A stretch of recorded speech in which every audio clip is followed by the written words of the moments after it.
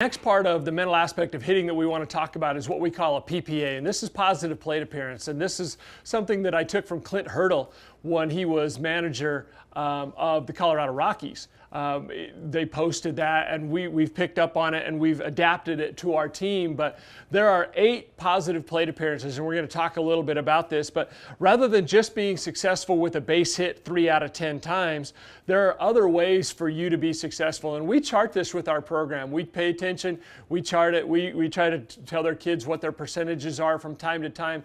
But obviously, the first one that we all judge is a base hit. You know, so Janessa's here.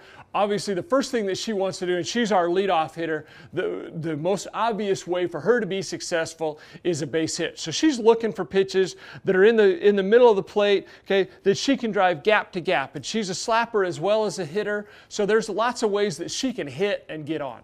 But that's the first one, and that's the obvious one that people are looking at as far as what's the first obvious, most obvious plate appearance is a hit. The second one is a walk. One of the things that they charted with some of the big conferences a few years ago to determine what stat is most important as far as this one stat and your winning percentage, it was on base percentage. Okay, so having the ability to take a walk is really important. So that's the second one is to take a walk. The next 2 on the positive plate appearances are a sacrifice bunt and a sacrifice fly.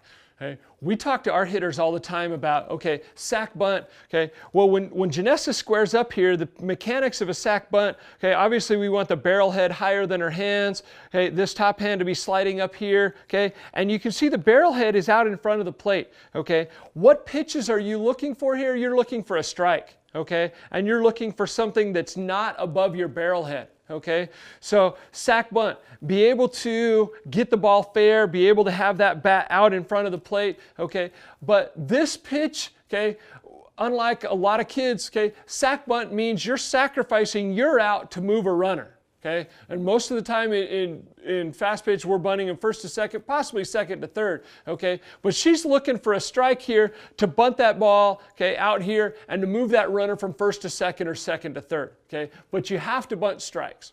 The next part on the PPA is a sac fly. Okay, we get in a situation where it's runner on third, less than 2 out. We need to get a ball in the outfield. Well, the first and most obvious way to do that is a base hit.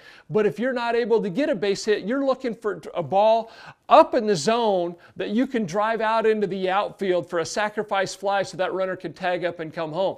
So as Janessa's looking for pitches in a sac fly situation, she wants to get a pitch up in the zone a little bit that she can drive out into the left center field to right center field, gap to gap. We're not looking for pitches down in the zone, okay, because as a pitcher, okay, well, what pitches do you need? In a sac fly, runner on third, less than 2 out, I need a swing and miss or a ground ball. So I'm going to try to get pitches down in the zone that she's going to roll over a ground ball. And then our runners aren't able to move. So in a sac fly situation, mentally, what pitch are you looking for? Get a pitch up in the zone, maybe out away from you a little bit to drive gap to gap.